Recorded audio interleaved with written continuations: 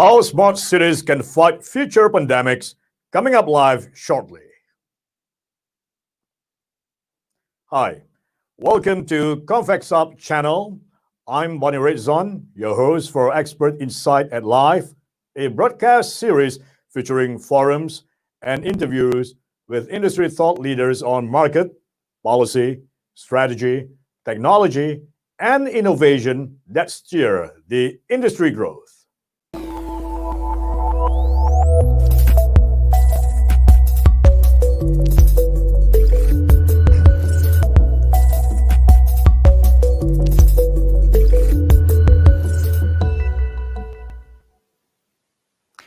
To all our viewers, if you have any inquiries or questions, kindly share them on Slido, hashtag Smart Cities Expert Insight at Live, or tweet us at Cities 4.0.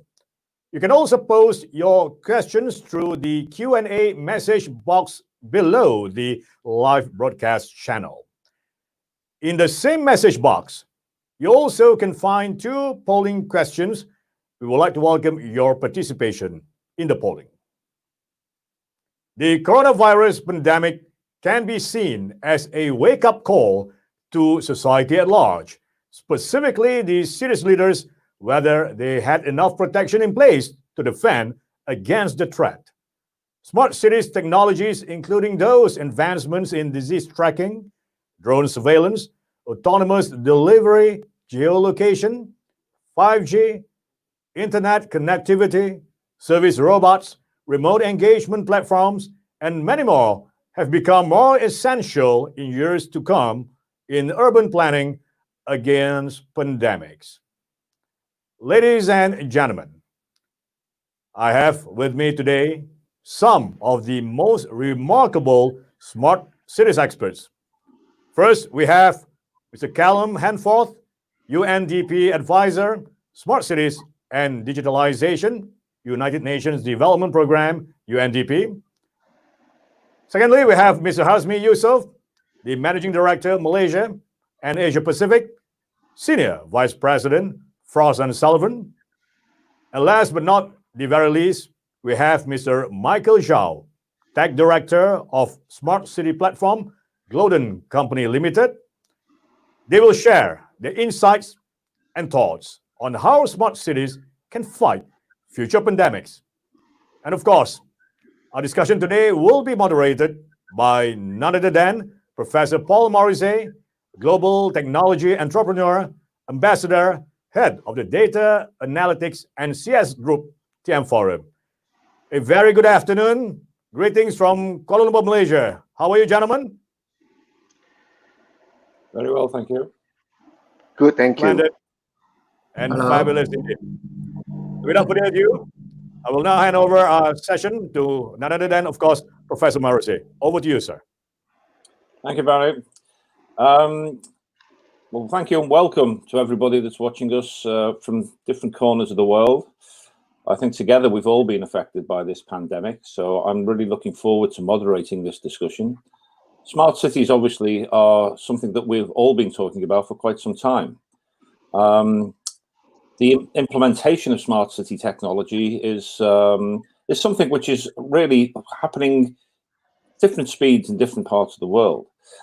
And we're all responsible, I think, for our own actions and the actions of our cities and our citizens. And also our governments and city legislators are responsible for the security of our citizens. So I'm really interested in starting this discussion today. And what we're going to do is have Callum Hanford give us a small presentation about his angle on this. Then we'll have Michael Zhu, who will give us a presentation on how Glodon Software are looking at this. And then we'll move into a discussion after Mr. Hazmi Yusuf will give a little view on Frost & Sullivan's angle on this. So without further ado, please, just one more thing. I would like you and encourage you to put your questions in the Slido, which is going across the screen at the moment. And our technical staff will get them to me so we can have them in our open discussion later on. So without further ado, Callum, would you like to give us a little view on the how the UNDP is actually addressing this and what we think the big issues are? Of course. Thank you, Professor, and thank you everyone for joining. So I work at the UNDP Global Centre for Technology, Innovation and Sustainable Development, and we work across about 170 of the UNDP country offices, many of which are in kind of lower income places where smart cities have particular relevance. So I lead our digitalization and smart cities work. So I've got a few minutes here, and I'm going to walk you through a few key areas in relation to digital and tech, particularly in the context of how they could be used to fight future pandemics, but also how they're being used to fight COVID-19. So I'm going to highlight a few ways that you can also potentially use these tools in your own work. So just to move to the next slide. Just before I jump into the main content though, I'd just like to kind of highlight our digitalization framework. I'm not going to go into this in detail, and I can share it after the session today, but this is the first time that we'll share in this graphic and also the discussion more broadly. And we're looking to publish a more detailed strategy at some point soon from the Global Centre. Overall, though, what we're seeing is that digitalization is a really central aspect of both COVID-19 response, and it's also likely to be a really important element of COVID-19 recovery as well. And we also see it's potentially going to be equally as important in terms of how we prepare for any future pandemics also. So across the graphic that you can see on the screen, we've identified 7 key digitalization foundations. And these range from everything from building the kind of underlying connectivity, whether it's 3G, 4G, or 5G, to guide things like remote working or e-health or e-commerce, through to the open data that can make digital public service delivery even more impactful. So, for example, delivering things like chatbots will likely require kind of a strong open data foundation. And also underlying these are the kind of policies and processes needed to ensure that digitalization is both inclusive and also useful for society and citizens as well. And these are areas that I'll come back to in the next few minutes. So on the next slide, just moving to the main content, what we'll see is data will play a really fundamental role in supporting how cities can fight future pandemics. So we're seeing this with innovations such as contact tracing, which are often data-driven. However, particularly in many of the countries in which we work, often lower income places, we also need to think about the importance of building data infrastructure. So this starts with data collection, so ensuring that we're collecting the right data about people to ensure that we can deliver services, but also to ensure that people aren't excluded from any response to future pandemics. If you're not counted, you don't count. So we need to make sure that we're finding everyone and meeting their needs. Beyond this, though, we also need to build the skills and infrastructure in local government to ensure that we're able to make use of this data and to also use it to inform decision-making and policy development. We hear a lot about big data, so using the digital crumbs that we use in our daily lives, so things like mobile data and others, is one approach. But using big data requires skills, it requires infrastructure that we need to develop and embed in local government as well. And obviously, all of this needs to be in the context of privacy and security as well. More broadly, and a point I'll pick up in a moment as well, is we need to be using data to understand what is and isn't working, and particularly in order to learn from our response to COVID-19 to inform how we respond to future pandemics. Lean data is another tool here, a kind of more of a portfolio approach to measurement, is a really valuable tool that can be applied in this setting. On the slide, I've actually mentioned what we call our Smart City training series. We're actually running a number of free webinars and other sessions with experts across the smart city space. The reason I've got these two up on the screen is we had a session a few weeks ago on big data with some experts across the UN, and we'll be running one on lean data next week, actually. So very keen for all of you to join us on that and understand more about how data can be used in fighting pandemics. So moving to the next slide. What we find is when we're fighting the current pandemic and any future pandemic, we also need to ensure that we understand the needs and realities of citizens. This is so that we don't leave anyone behind, but also to ensure that we're building solutions and approaches that support societies and economies. And this is both at a very kind of micro individual level, but also at a macro level across countries and across regions and around the world. So one important thing to note here is what we call design thinking. So it's about spending time with citizens, learning about what they want, what they need, and then designing the best solutions. And this includes piloting, iterating, and collaborating with them as well. I've mentioned this here because we've also just launched a short 3-part video series about this, and are very keen to talk to others about how to use design thinking to make sure we respond to COVID-19 well, but also to respond to other pandemics and other future challenges too. Very keen to talk about this further. We also need to be mindful, I think, of when we're talking about designing new tools, to be thinking about the difficulties of designing and developing in crisis. we need to be really building good solutions, regardless of pace, and also think about sustainability and relevance from the outset. And this also means thinking about privacy and security too. Even the developers of Singapore's Trace Together app have been clear that it's not a replacement for in-person contact tracing. So digital and technology are always going to be a kind of complement to kind of offline or other ways of working. So we need to be thinking a bit more holistically as well, particularly in the context of future pandemics. And then finally, and just moving to the next slide, we really need to build on success and build on what's worked before. As we know, and as the professor mentioned at the outset, COVID has been a truly unprecedented challenge, and local and national governments have mobilized at considerable pace to respond. Not everything has been perfect, but there is very little guidance out there to actually build the perfect response. We're all learning as we go. So I think it's really important that we build on the success, but also the success is developed elsewhere. And this, I think, where we have particular relevance in the kind of international development community. So the Global Center, we've had a kind of particular focus on open source. So open source solutions, whether software or digital, have been proven in multiple other settings, from things like Ebola response through to building solutions in some of the most complex settings around the world. And we've collated over 20 of these relating to COVID response, but also recovery on our digital toolkit and this on our website. But this allows countries to apply tools immediately, well, accelerate that kind of digital development and build on expertise and best practice that has worked elsewhere. And then also we've been running a global open source hardware challenge, and we've had participation from more than 130 countries around the world. And these are fully fledged and replicable solutions with no IP hold. So all code, all the schematics, all the design files, and the instructions provided are made available for free online. And they're also low cost. So we're seeing things like $10 pulse oximeters or stethoscopes through to touchless hand sanitizer dispensers that can be made for a few dollars with tools like Raspberry Pis or basic components. And these are really exciting, firstly, for localizing the response to COVID-19 and any other future pandemics, but could also maybe even play a role in recovery as well. So we're providing these kind of schematics and designs and codes from this kind of global community that then local entrepreneurs could even take forward to kind of build back their services and their businesses better. So just to end on a slightly more positive note, there's a lot that we can learn from. We need to focus on scaling and replicability when designing these kind of policies and solutions. And we really need to have openness at the heart of this. So allowing others to kind of build on, adapt, and apply what works. I think what we will kind of learn from all of this as a kind of global community is we need to make things open so we can all face these kind of shared challenges like COVID-19, like climate change, and any future pandemics together. So that openness, I think, is really important. Thank you. Well, thank you, Callum. That was very insightful. And I won't save all my questions to the end, but I will ask you, how do people access these webinars? I mean, that's something I would be very, very interested in, the first question.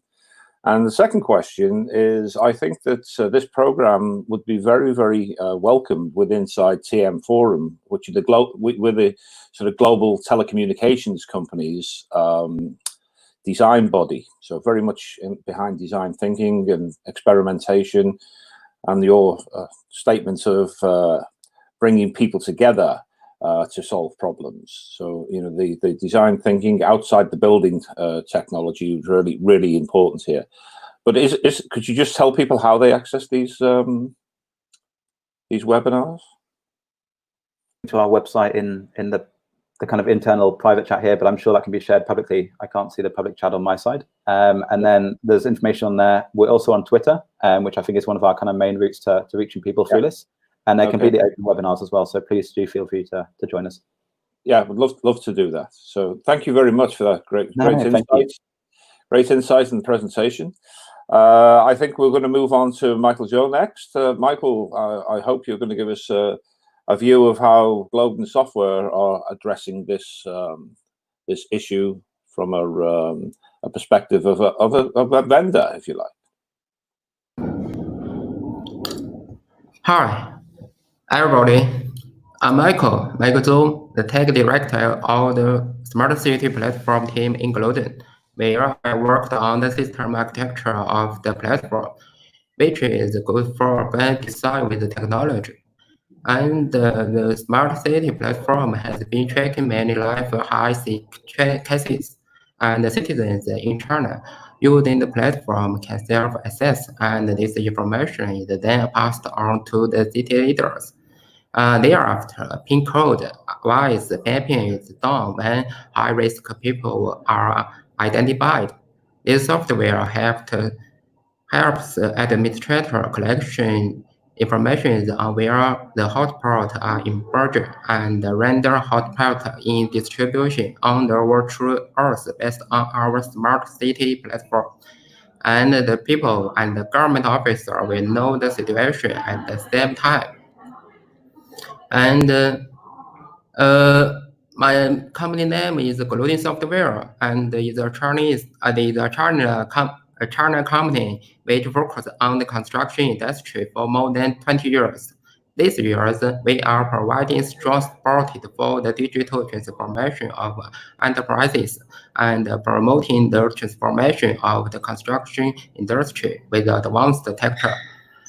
Until now, we have more than 20 years of industry experience, and we have 200,000 golden clients, which are all over more than 100 countries. And we make more than 6 million construction projects a success with our advanced technology. And we have more than 8,000 employees and 5 research centers. This is our company, the Golden Software. Next slide. Next slide.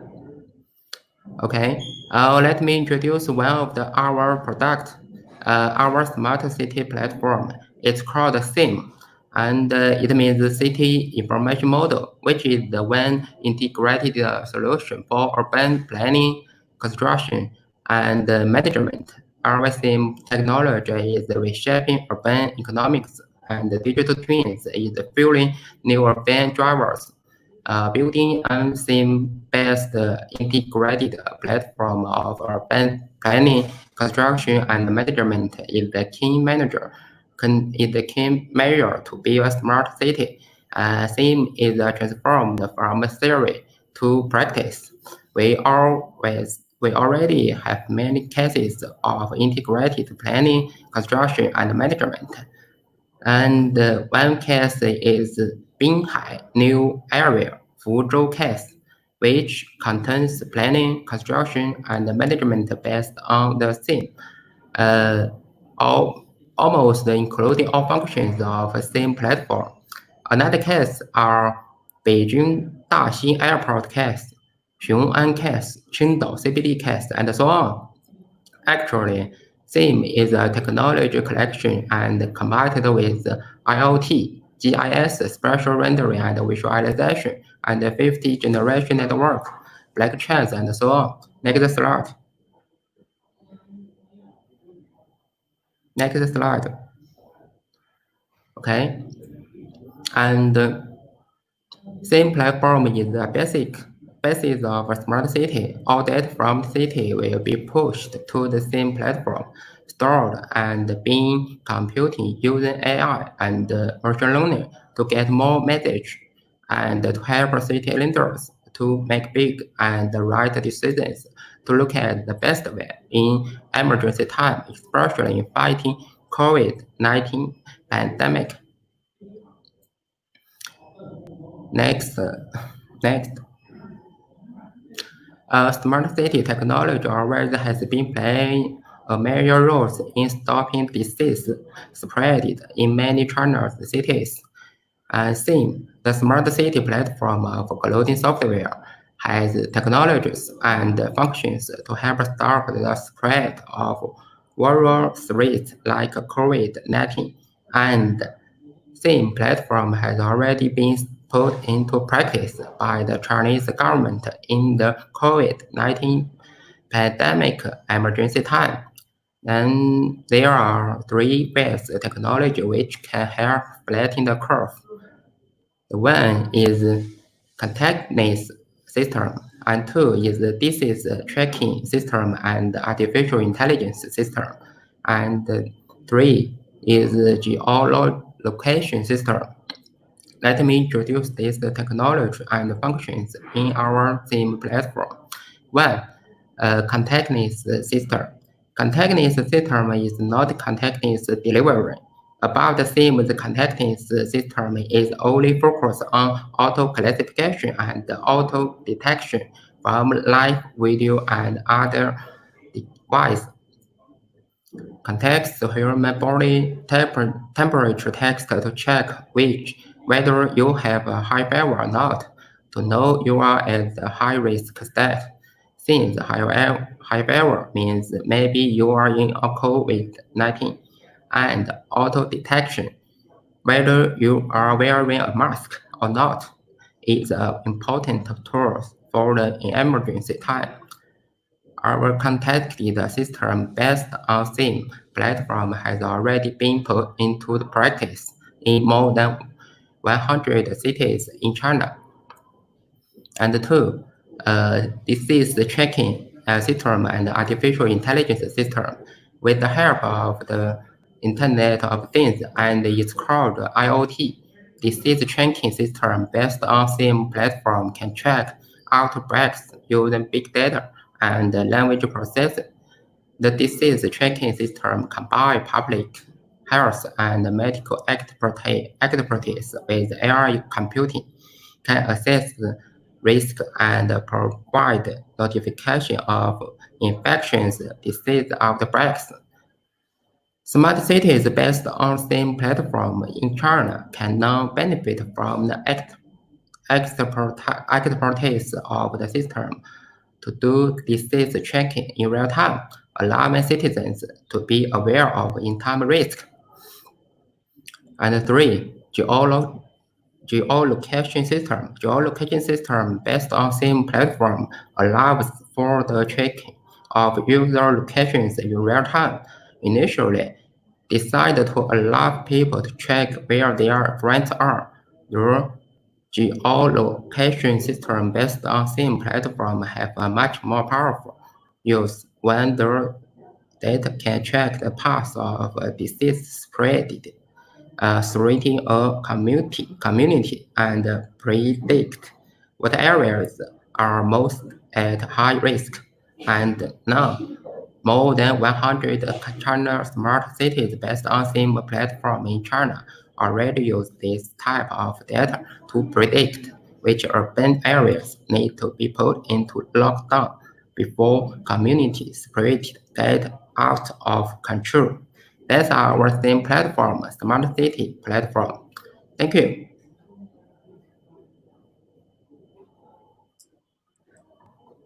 Thank you, Michael. Okay. That was very, very interesting, very insightful view of how you're addressing this issue within China. Could I ask you if you've got the implementations outside of China? No, it's only in China Okay. until now. Okay, all right, that's good. So that, one of our issues here is how we spread best practice through collaboration. And as Callum said, these open digital and open data environments are very useful when we're looking for bigger data sets. So I think that will be a very interesting topic of discussion later on in this seminar. Okay, next I'd like to go to Hazmi Youssef, just to give us a view of what Frost and Sullivan are seeing and looking at adapting within the smart cities environment, especially within Southeast Asia, I think, Yasmin, is that right? Yes, thank you, Professor. I think maybe first of all, let me introduce Frost and Sullivan, because not many people actually, not everyone knows Frost and Sullivan. So Frost and Sullivan is a research advisory company. We've been around for quite a long time, 60 years or so. And we are very much focused on the market industries that is driven by technology. So we've been tracking these sorts of industries that is driven by technology. And we've been tracking smart city as a market since 2010. So along this 10-year journey, I think we've seen a lot of evolution in terms of smart city. From in the beginning, it was very much a vendor-based initiative, like guys like IBM and so on, to now I think it's very much a citizen-driven initiative. which our friend Callum just presented earlier. So I think one of the things, I think a lot of the areas that that Frost and Sullivan is seeing is what was shared by Callum. But I think one of the things that we are predicting, which perhaps in the space of 5 years, is the adoption of personal data. Because as you can, as many as experience, the effectiveness of managing the pandemic is how we leverage data. So if you look at countries like Taiwan, China, is the rigor of how they apply data, how they pull in data from different sources into a more centralized platform, is key in terms of managing this pandemic.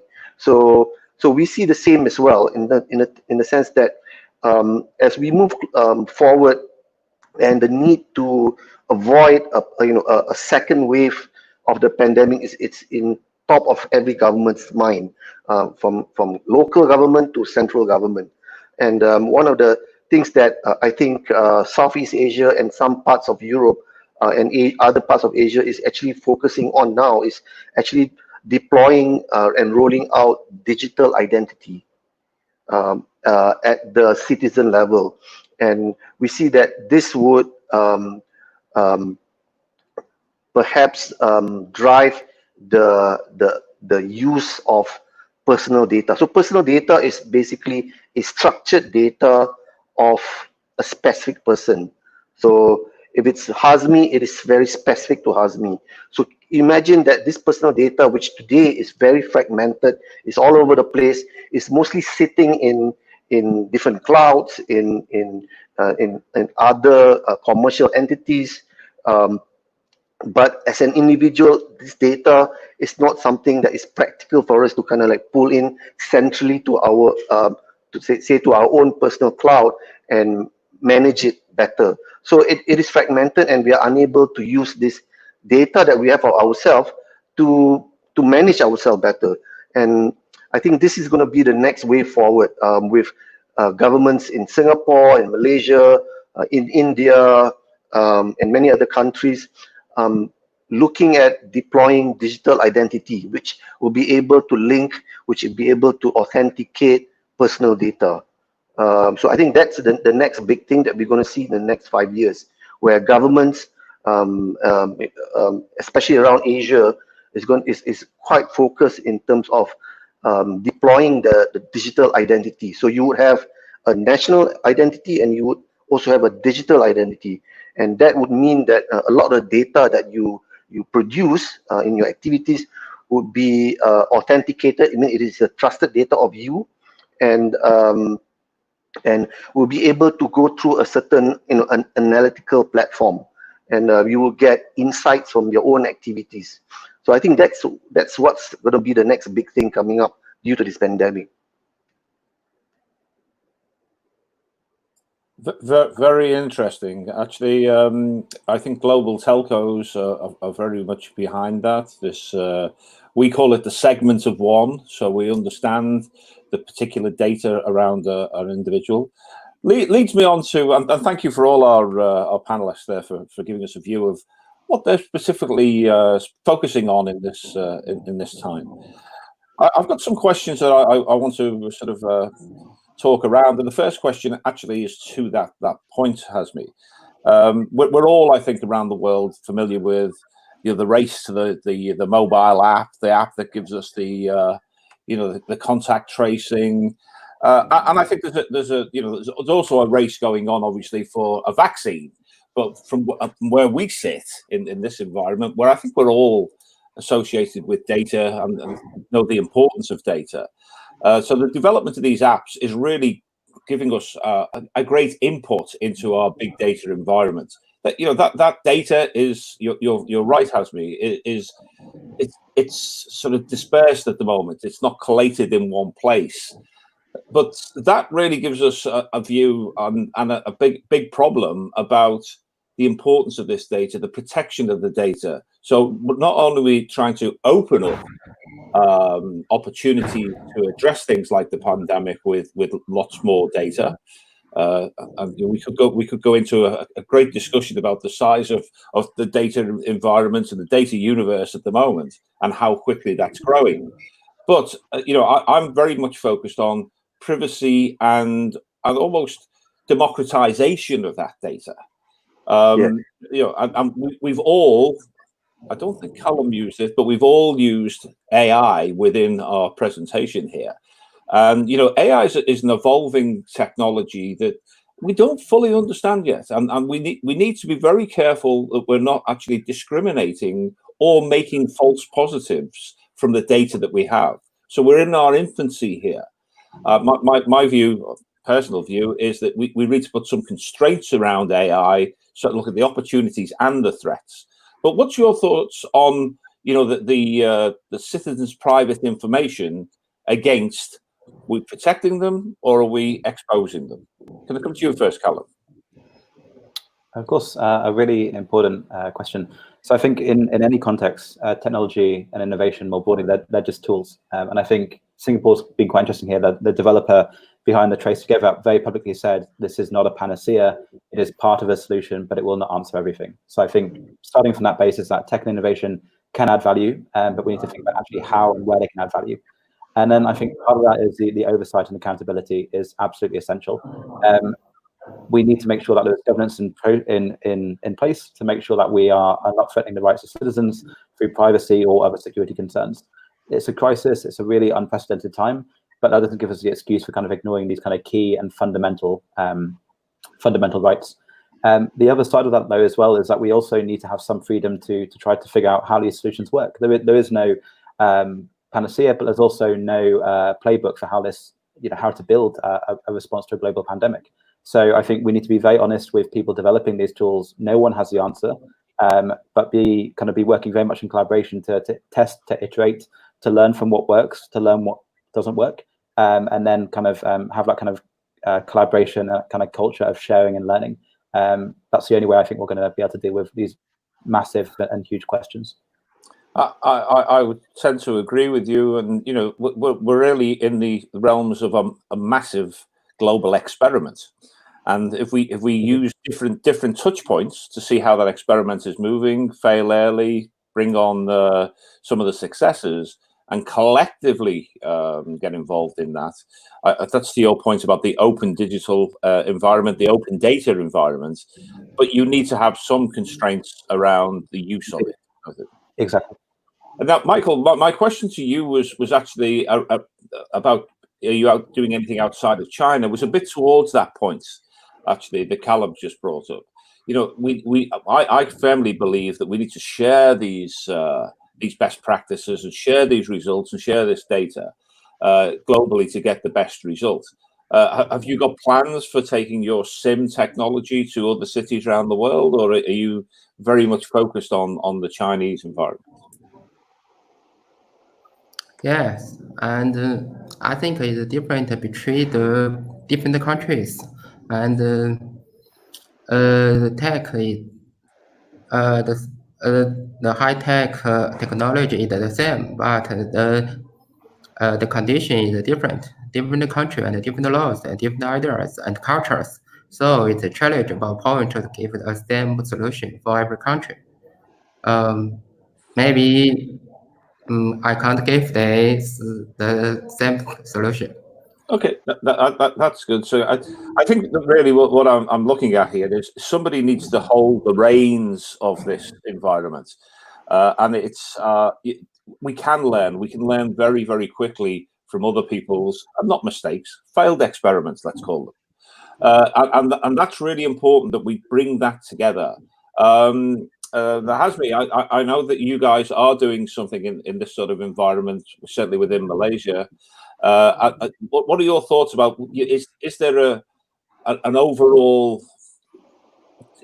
overarching sort of environment that we can actually share this data in, or are we in small pockets of these environments, and we need to just share results and insights rather than methodologies? I've executed quite a lot of smart city projects in this country and also outside, as far as Portugal, in fact. And I can tell you, every government around the world, when it comes to data, is very siloed. It's whether it's in Asia, whether in Europe, I think sharing of data between agencies and ministries, it's not that easy on the ground. I think that's the challenge that I think governments need to overcome to kind of open up the data. Even from one local council to another, there is this wall, right? This invisible wall, and it's so hard to break through.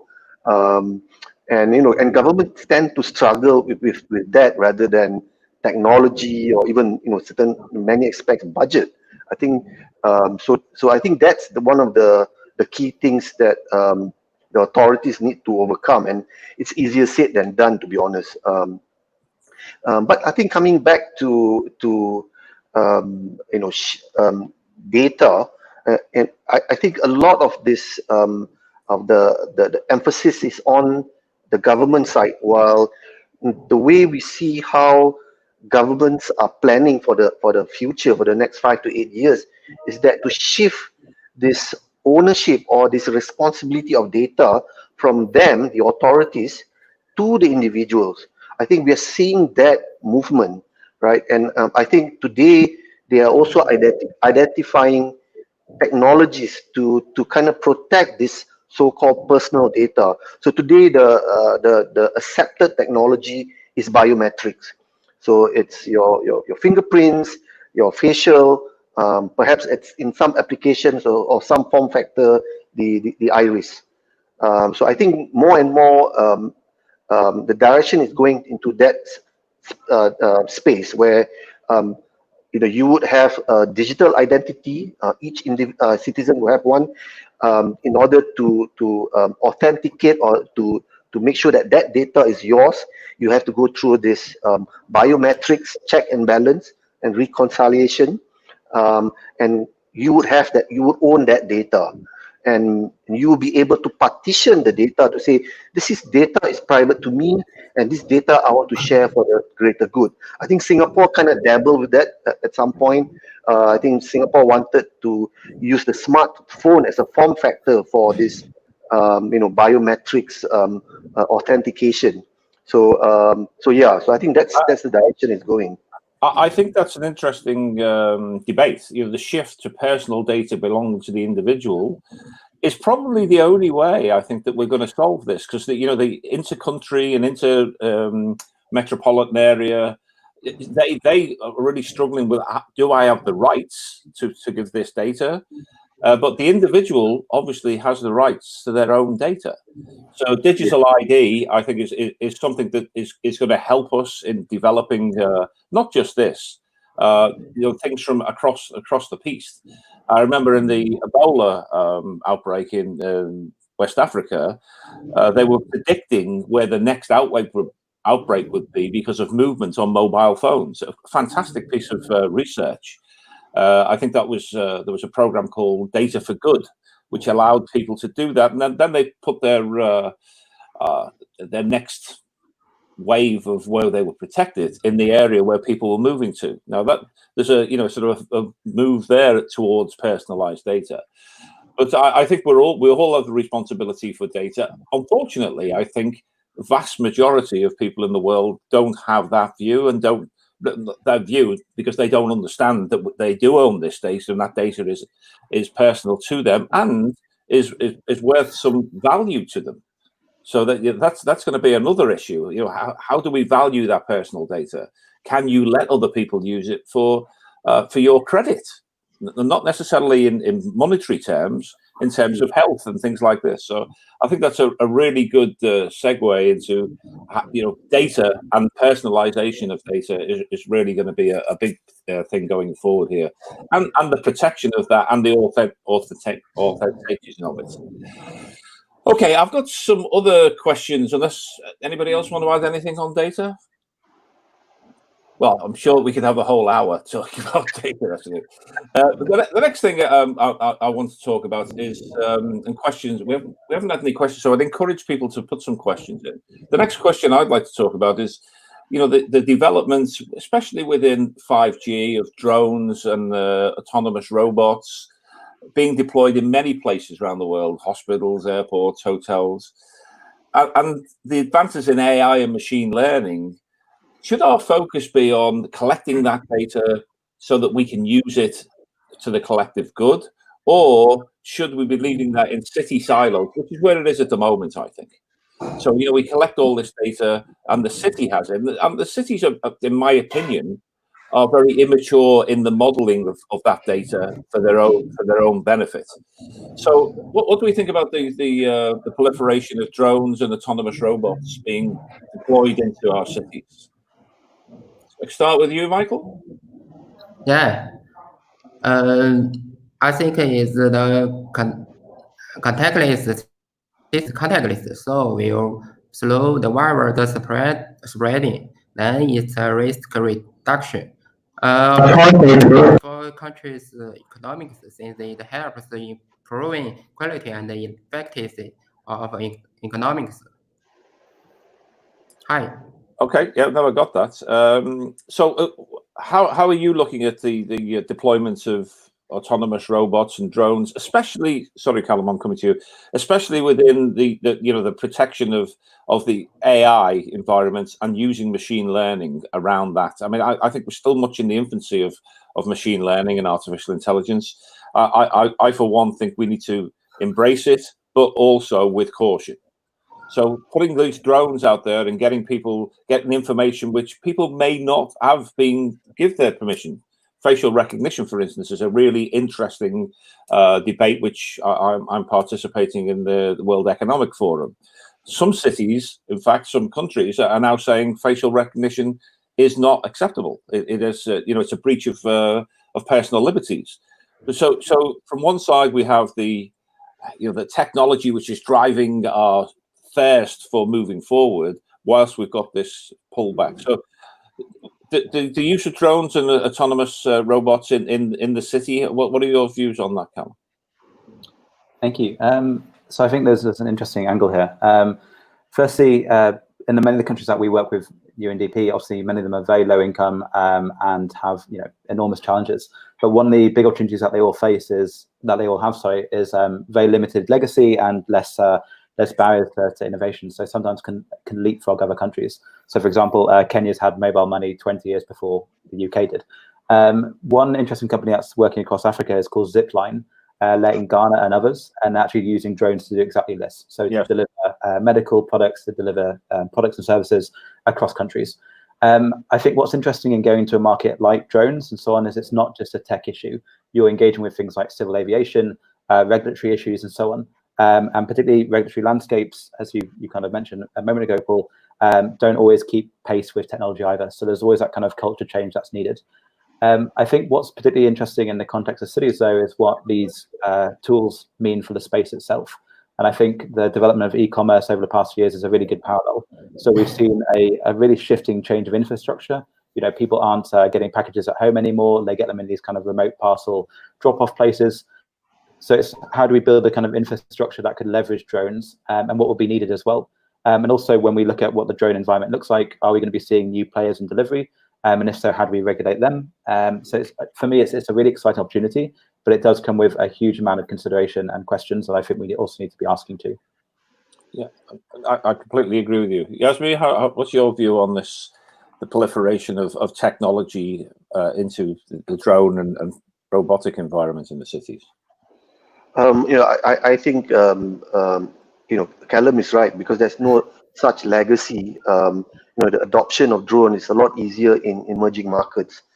For example, in Kuala Lumpur during the lockdown, drones were used to monitor whether people are actually going out of their house in gated communities, in condominiums where there is public areas. So it's used quite widely as well, and mainly as a deterrent for people and for people to abide by social distancing. And we see that in places like Indonesia, where the topography could be a challenge. It also they are leveraging on drones a lot faster than, say, other countries. So I do see there is a big jump in terms of the demand for drones, and I think Frost have made a research, and it shows that we are forecasting that by 2025 there will be 2.2 million drones just for last mile delivery of e-commerce around the globe. Quite a big numbers, because you're basically starting for almost zero, right? There's hardly any drones that deliver goods, last mile delivery. But within the next 5 years, we'll be seeing 2.2 million of these drones in service. Yeah, yeah, sorry. Yeah, so I was going to say, I think you're right. I think we will see this in the delivery chain and the logistics chain. I really like the view of no legacy in some of these poorer, disadvantaged companies which can go forward. The example of Kenya mobile money was absolutely brilliant. Just leapfrogged the whole of the Western world. Which brings me on to my next question. Actually, my next question is: there are certain different cities and different countries are taking different approaches to this pandemic, and that's really what this broadcast is all about. Do we see the democratization of those solutions? For instance, in the UK, I don't know whether we're looking at what you're doing in Kuala Lumpur. I don't know whether we're looking at what they're doing in China or Australia or New Zealand or America, for that point. How do we encourage that interchange of thoughts and between these bodies, so that we can actually get the best practice in place? I certainly don't know of an environment where that is socialized at the moment. Do any of you gentlemen have a view on that? Is it the UN? Should it be, World Economic Forum? I know Singapore are doing a huge amount of work around, sort of AI, but it's how that is brought together globally and the best practice is exchanged. I see a hole at the moment in that. I see individuals doing things, but no overall view. Is there something we can learn from organizations in the past that have done things like that, do you think? Maybe I'm getting silence because there's nobody looking at that issue. I think it is. I think it's an issue that is very, very relevant. We can all learn from each other. We've all said we can learn from each other's data, but we don't seem to have a democratization of that data, all those thoughts or those ideas or possible solutions, so that we can accelerate this. It's your point, Colin, this design thinking. Design thinking means bringing ideas in from disparate places and actually looking at which ones are worth taking forward and putting more effort into and which ones aren't. So I think this smart city environment is something that I think needs some collaboration, and maybe we should start that at this point. Right. The last thing that I've got on my list, and then we'll go out to some questions. So how can smart technology and smart cities work together? Because I very much see that the likes of, let's say yourself, Michael, with Glowden, are working with the Chinese authorities on how to put your solution in there. Is there an environment that we can sort of envisage or think about that brings these things together? And I don't know where that is, and I'm really just looking for ideas and discussion around that. This interchange of ideas. For instance, Callum, you've just told us about this webinar that I knew nothing about, but I'm certainly going to watch it when we finish this broadcast. So, how do we get that message out, that collaborative message, and whose responsibility is it? Let's go to you first, Yasmin.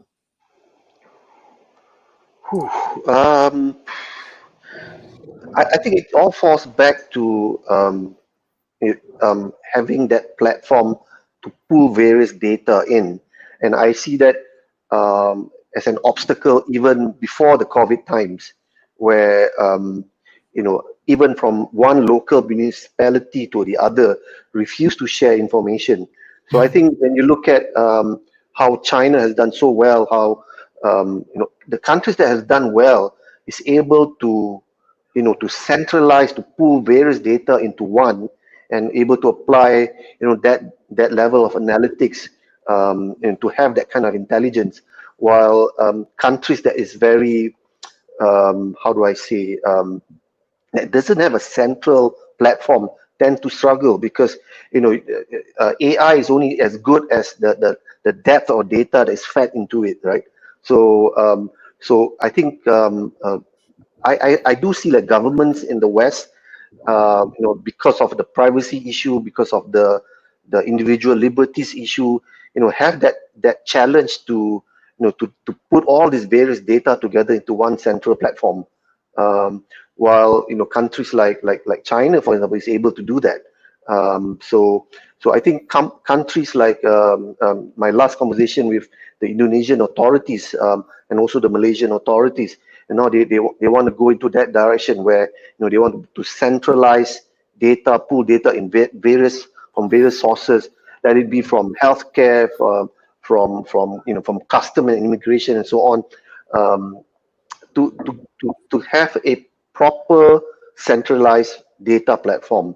I think that's the key application that we require. And if you look at the China model, it is the rigorous use of various technologies and application that really makes it effective. So like from drones to facial recognition, to even checking in when using your mobile phone and so on. I think it's that whole ecosystem, rather than one or two specific game-changing technology that we're looking at. I agree. I think it's a very big question, but the question we've got today is how does this help for, future pandemic sort of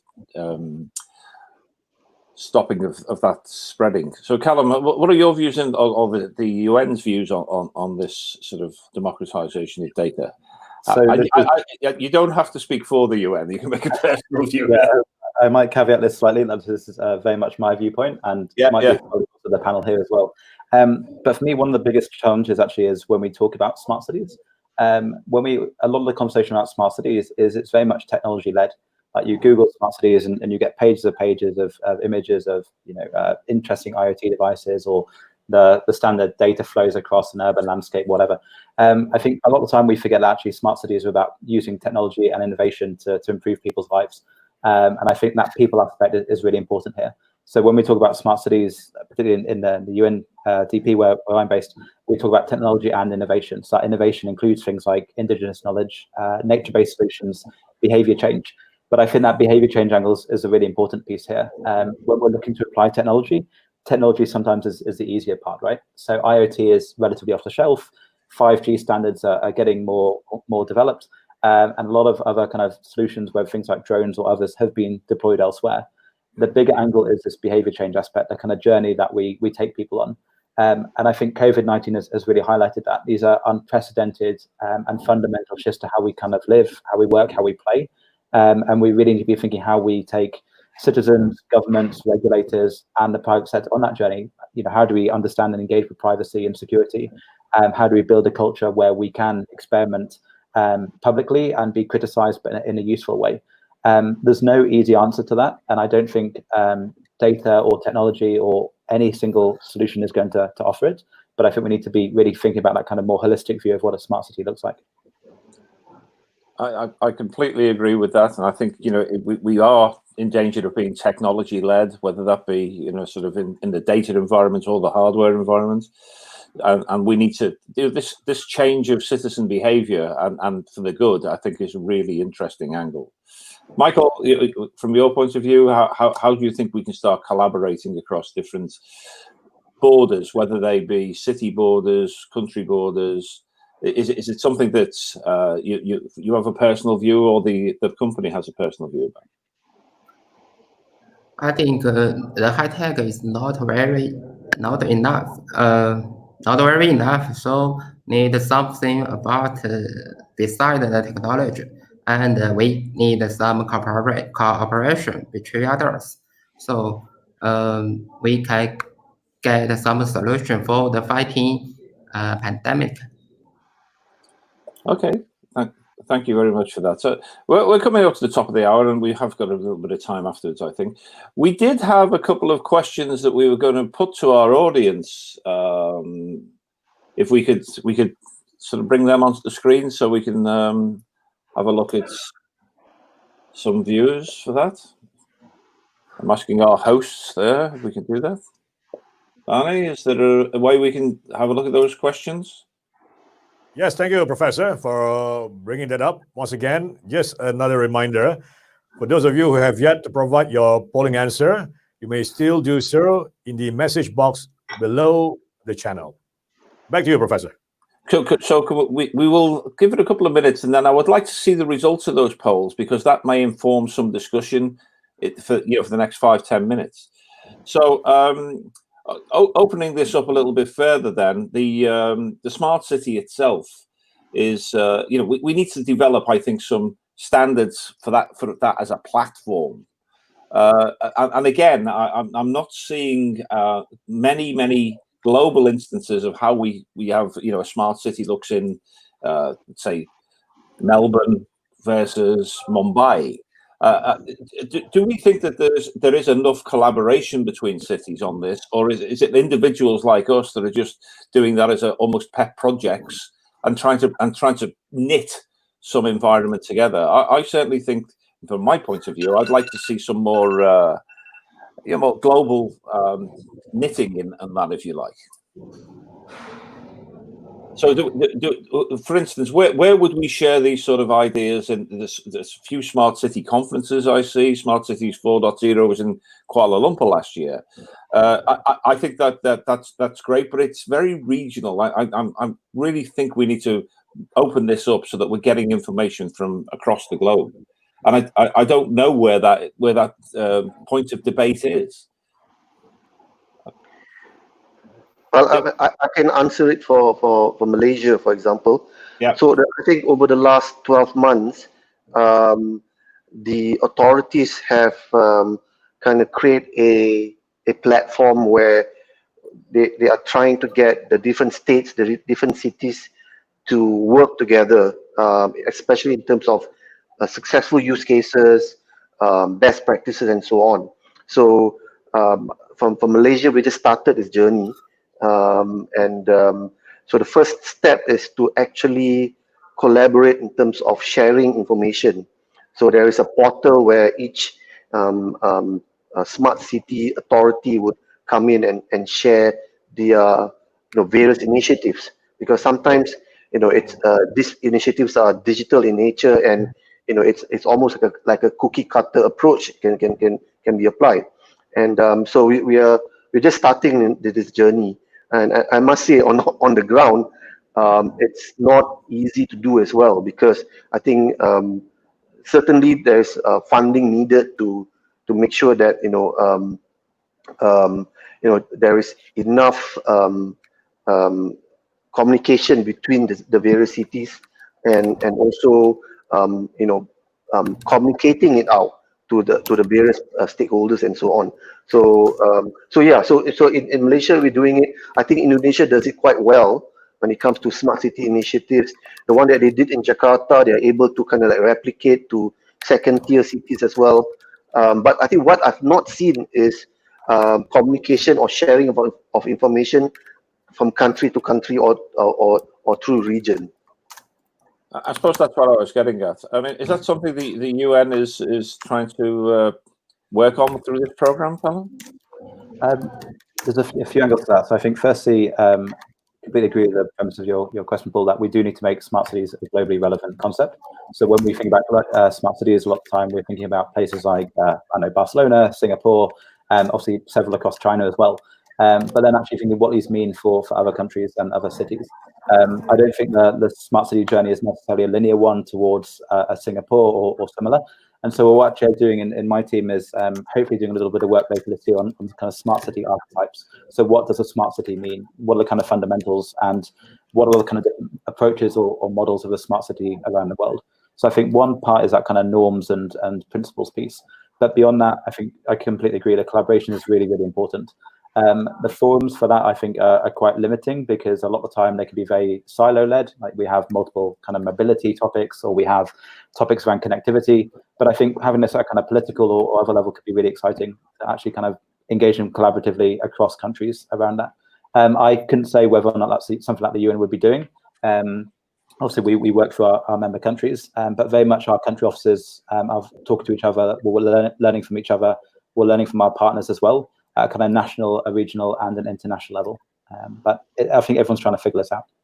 Yeah, they are, and I think that's the thing. You know, so it's almost somebody needs to take it by the throat and bring it together. Michael, is your view the same on that? That we need to open these democratization borders of smart cities and start sharing experiences? Yeah, in my opinion, cooperation is the most important, especially in this pandemic. Not only technology, but also everything. Yeah. Yeah, cooperation is the most important. Right. I think we're all in agreement with that at that point, that there needs to be some orchestrated view of how we put these things together in the smart cities. I think there's some very, very good local initiatives, but you know, bringing that together at a national and international level is very good. I've just got some things coming in on my slide here. Let me just see some of these questions. I'm being told the poll is still running, so we'll have to wait for those results. What's the most important tool tech which your government, private sector should implement for each sector? Well, I think what we're saying there is that tech and government have got to work in parallel to make these things applicable. But you know, if we can make learnings from other places, I think that's very, very good. To your point, Callum, we've got a question in saying, you know, should we prioritize healthcare or transportation or education? So again, we're almost going down these silos. To me, they're just use cases of the overall overarching smart city. If we end up going down, I think things like education, mobility, healthcare, I think we're going to get too deep too quickly, rather than putting the platform in place which enables all of them. That's my view. What about you guys? Do you think on that? I think that's a really interesting point. So I think on that first question, I wouldn't want to recommend any tool, but I think what's really important is the kind of data aspect. So data collection.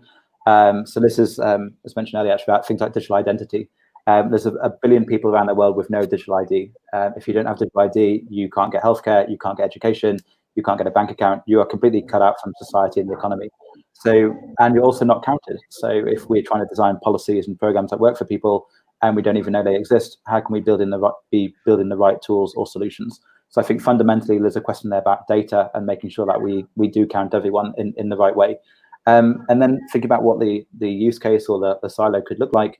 It's using that data to actually understand the needs and realities of populations. So are we finding that there's a particular issue in a particular context in terms of how we can then apply a smart city solution?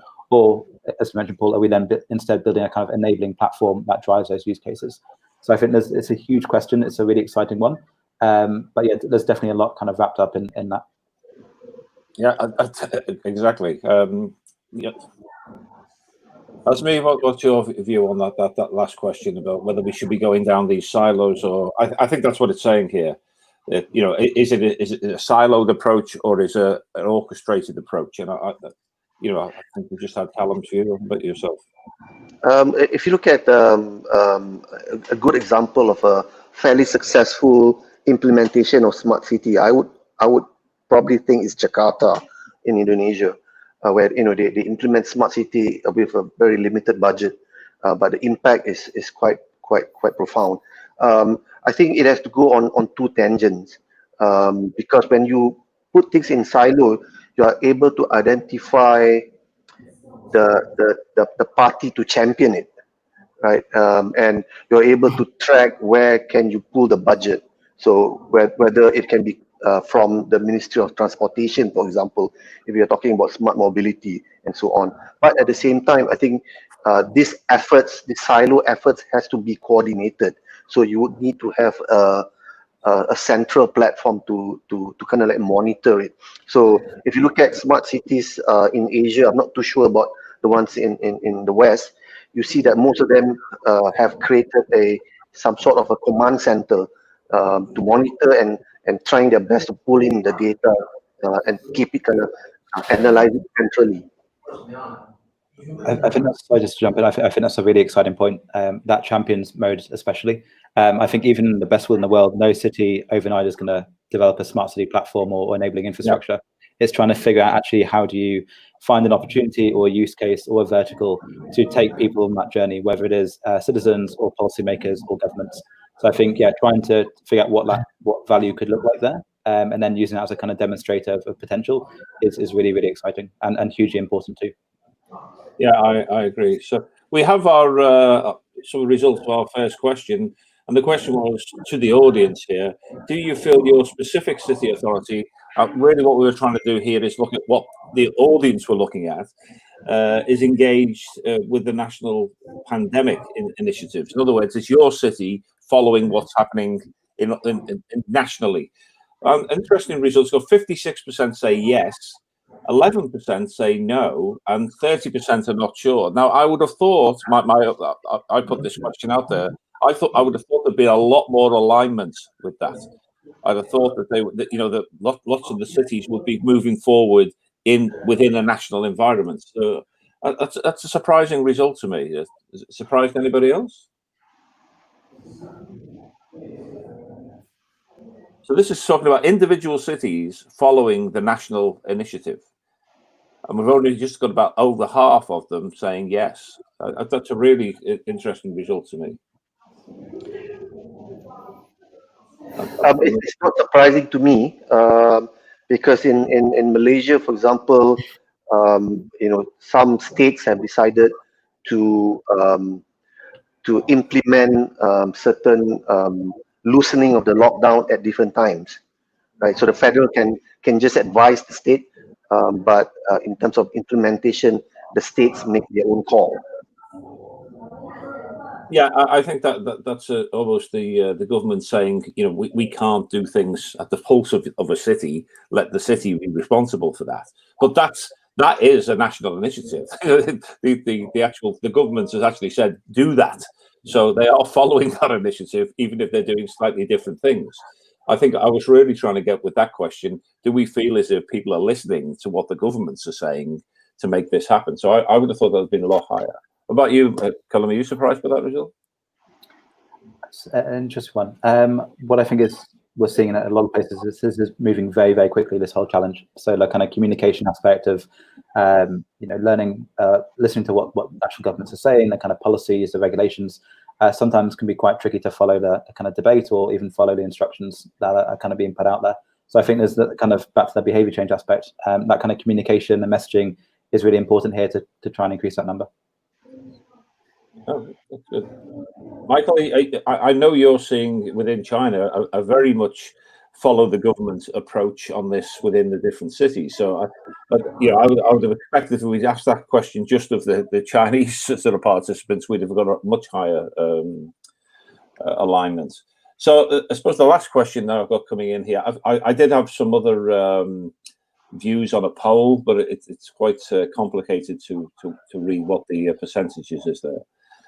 Can you give us a forecast and estimate what year smart cities will be everywhere in the world? Well, I think that's like asking, when are we going to solve this pandemic? I think estimates of that sort of magnitude are, I suppose, setting yourself up for failure if you answer that question. I think we've seen some really good movements in the last 4 or 5 years. But I think going forward, let's hope that accelerates. The rate of change is becoming exponential rather than linear. But I don't think, well, I certainly can't put an estimate on that, and I would challenge any of you to put an estimate on when we think that is everywhere. So I think at that point, I'd like to sort of thank you all for participating. It was a very good debate. Thank you for spending some time in your day. I know it's the middle of some of your days, it's the end of some of your days, and it's the start of mine. So it's been a very enjoyable discussion, and thank you very much. And I'll hand it back to our host. Splendid. Very insightful and lively discussions indeed. Once again, we would like to thank Professor Paul Morrissey, Callum, Hasmi, and Michael. It was a pleasure indeed to have all of you with us today. And to all our viewers out there, thank you for watching Expert Insight at Live. Again, another gentle reminder, if you yet to provide your polling answer, you may still do so in the message box below the channel. Obviously, we will provide the result much later. If you like what you have seen, please subscribe to Convex Hub channel. Again, do follow us on our LinkedIn page, FB page, and Twitter for more interesting episodes and topics on market, policy, strategy, technology, and innovation in your economic sector that have steered the industry growth. Coming up next, 3 reasons why you should start your smart city adoption now and how you can do it. July 21st, 2020, presented by IT Max.